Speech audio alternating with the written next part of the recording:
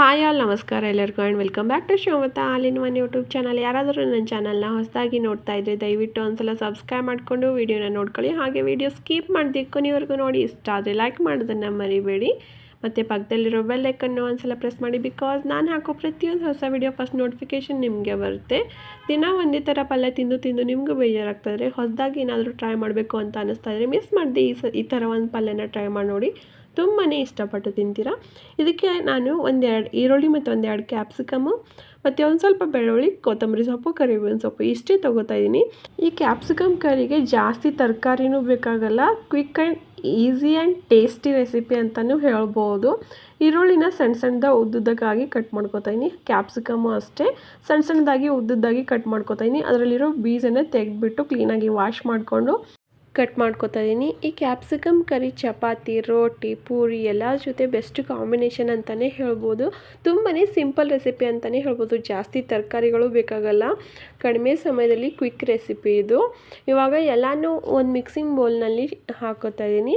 ಮತ್ತು ಇದಕ್ಕೆ ಒಂದು ಸ್ವಲ್ಪ ಮಸಾಲೆನ ಸೇರಿಸ್ಕೋಬೇಕಾಗುತ್ತೆ. ಮಸಾಲೆಗಂತ ಒಂದು ಅರ್ಧ ಸ್ಪೂನ್ ಆಗೋಷ್ಟು ಜೀರಿಗೆ ಪುಡಿ, ಅರ್ಧ ಸ್ಪೂನ್ ಆಗೋಷ್ಟು ಗರಂ ಮಸಾಲೆ, ಅರ್ಧ ಸ್ಪೂನ್ ಆಗೋಷ್ಟು ಧನಿಯಾ ಪುಡಿ, ಮತ್ತು ಒಂದು ಸ್ವಲ್ಪ ಅರಿಶಿನ, ರುಚಿಗೆ ತಕ್ಕಷ್ಟು ಖಾರ, ಮತ್ತು 2-3 ಸ್ಪೂನ್ ಆಗೋಷ್ಟು ಶೇಂಗಾನ ಫ್ರೈ ಮಾಡಿಬಿಟ್ಟು ಮಿಕ್ಸಿಗೆ ಹಾಕ್ಕೊಂಡು ಸೇರಿಸ್ಕೊತಾ ಇದ್ದೀನಿ.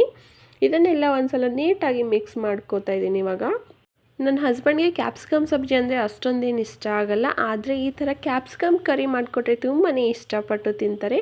ಎಲ್ಲರಿಗೂ ಸಹ ಈ ಕ್ಯಾಪ್ಸಿಕಮ್ ಕರಿ ತುಂಬಾ ಇಷ್ಟ ಆಗೋವಂಥ ರೆಸಿಪಿ ಅಂತಲೇ ಹೇಳ್ಬೋದು. ಇವಾಗ ಎಲ್ಲನೂ ನೀಟಾಗಿ ಮಿಕ್ಸ್ ಮಾಡಿಕೊಂಡು ಇದನ್ನು ಒಂದು 10-15 ನಿಮಿಷ ಒಂದು ಕಡೆ ಎತ್ತಿಡ್ತಾ ಇದ್ದೀನಿ.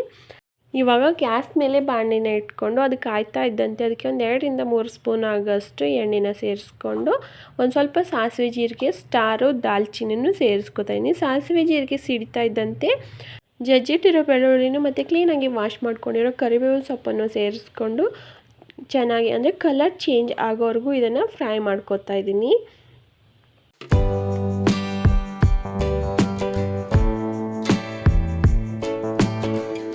ಮತ್ತು ಕುಕ್ಕಿಂಗು, ಹೋಮ್ ಡೆಕೋರು, ಟ್ರಾವೆಲಿಂಗ್ಸಲ್ಲಿ ಇಂಟ್ರೆಸ್ಟ್ ಇದ್ದವರು ಮಿಸ್ ಮಾಡಿ ನನ್ನ ಚಾನಲ್ನ ಸಬ್ಸ್ಕ್ರೈಬ್ ಮಾಡ್ಕೊಳ್ಳಿ. ಯಾಕಂದರೆ ನಾನು ವೀಡಿಯೋಗಳನ್ನ ಮಾಡೋದು ಈ ಟಾಪಿಕ್ಸ್ಗಳನ್ನ ಇಟ್ಕೊಂಡು.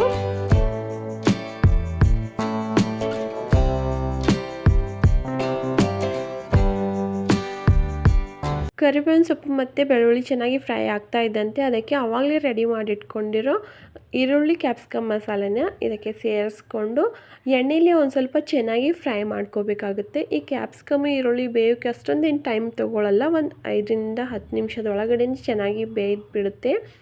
ಸೊ ಫಸ್ಟ್ ನಾವು ಒಂದು 5 ನಿಮಿಷ ಹಾಗೆ ಎಣ್ಣೆಲೇ ಫ್ರೈ ಮಾಡಿಕೊಂಡು ಅದನ್ನು ತಟ್ಟೆ ಮುಚ್ಚಿಬಿಟ್ಟು ಬೇಯಿಸ್ಕೋಬೇಕು. ಒಂದು 5 ನಿಮಿಷ ಆದಮೇಲೆ ತಟ್ಟೆನ ತೆಗೆದುಬಿಟ್ಟು ಒಂದು ಅರ್ಧ ಕಪ್ ಆಗೋಷ್ಟು ನೀರನ್ನ ಇದಕ್ಕೆ ಸೇರಿಸ್ಕೊಂಡು ಮತ್ತು ಇನ್ನೊಂದು ಸ್ವಲ್ಪ ಚೆನ್ನಾಗಿ ಬೇಯಿಸ್ಕೋಬೇಕಾಗುತ್ತೆ.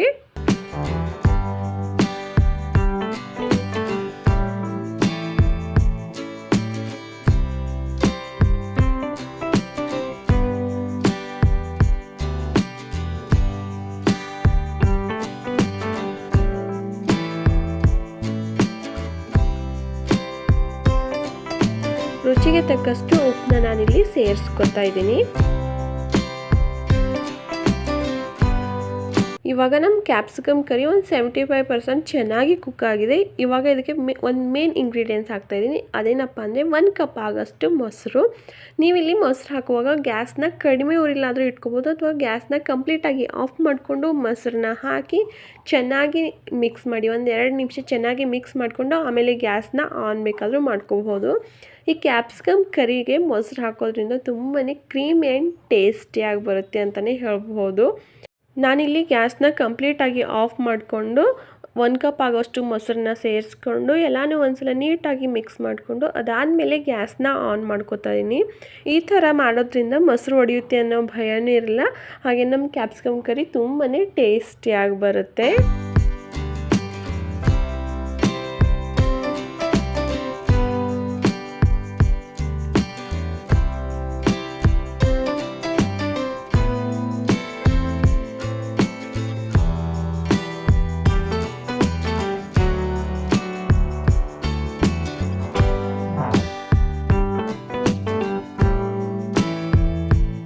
ಚೆನ್ನಾಗಿ ಮಿಕ್ಸ್ ಮಾಡಿಕೊಂಡು ಒಂದು ನಿಮಿಷ ಕುದಿಯೋಕೆ ಬಿಟ್ಟು ಅದಾದಮೇಲೆ ಇವಾಗ ಒಂದು ಸ್ವಲ್ಪ ಕಸೂರಿ ಮೇಥಿನ ಕೈಯಿಂದ ಕ್ರಷ್ ಮಾಡಿಕೊಂಡು ಸೇರಿಸ್ಕೊಂಡು ಮತ್ತೆ ಒಂದು ಸಲ ನೀಟಾಗಿ ಮಿಕ್ಸ್ ಮಾಡಿಕೊಂಡು ಮತ್ತೆ ಒಂದು 2 ನಿಮಿಷ ಕುದಿಯೋಕೆ ಬಿಡ್ತಾಯಿದ್ದೀನಿ. ಈಗ ಕೊನೆಯಲ್ಲಿ ಒಂದು ಸ್ವಲ್ಪ ಕೊತ್ತಂಬರಿ ಸೊಪ್ಪನ್ನು ಉದುರಿಸ್ಕೊಂಡ್ರೆ ಮುಗಿದೋಯ್ತು. ಟೇಸ್ಟಿ ಆ್ಯಂಡ್ ಕ್ರೀಮಿಯಾಗಿರೋ ಕ್ಯಾಪ್ಸಿಕಮ್ ಕರಿ ರೆಡಿ ಆಗೇ ಹೋಗುತ್ತೆ. ಈ ಸಿಂಪಲ್ ಆ್ಯಂಡ್ ಟೇಸ್ಟಿಯಾಗಿರೋ ಕ್ಯಾಪ್ಸಿಕಮ್ ಕರಿ ರೆಸಿಪಿ ನಿಮಗೆ ಇಷ್ಟ ಆಗಿದೆ ಅಂತ ಅನ್ಕೋತೀನಿ. ಇಷ್ಟ ಆದರೆ ಒಂದು ಲೈಕ್ ಮಾಡೋದನ್ನು ಮರಿಬೇಡಿ. ಹಾಗೆ ಮುಂದೆನೂ ಸಹ ಇದೇ ಥರ ಹೊಸ ವಿಡಿಯೋಗಳಿಗೋಸ್ಕರ ನನ್ನ ಚಾನಲ್ನ ಸಬ್ಸ್ಕ್ರೈಬ್ ಮಾಡ್ಕೊಳ್ಳೋದು ಮರಿಬೇಡಿ. ವಿಡಿಯೋನ ಸ್ಕಿಪ್ ಮಾಡದೆ ಕೊನೆಯವರೆಗೂ ನೋಡಿದರೆ ದಯವಿಟ್ಟು ಒಂದು ಲೈಕ್ ಮಾಡಿ. Thank you for watching my channel.